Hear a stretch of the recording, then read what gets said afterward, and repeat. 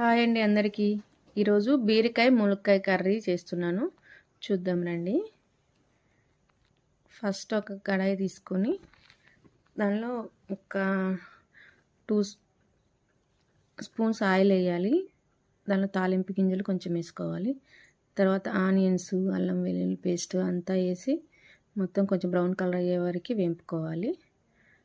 అది కొంచెం ఫ్రై అయిన తర్వాత మునక్కాయ ముక్కలు వేసి యాడ్ చేసుకోవాలి. అవి కొంచెం ఆయిల్లో అయిన తర్వాత బీరకాయ ముక్కలు యాడ్ చేయాలి. బీరకాయ ముక్కలు కూడా మొత్తం మంచిగా కలిపేలాగా కలుపుకొని ఉడికించాలి. మునక్కాయ అన్నీ కలిపిన తర్వాత కొంచెం పసుపు యాడ్ చేసుకోవాలి. తర్వాత కొంచెం సాల్ట్ యాడ్ చేయాలి. మొత్తం కలుపుకోవాలి కలిసేలాగా. పసుపు ఉప్పు వేసిన తర్వాత మొత్తం కలిపేసుకోవాలి.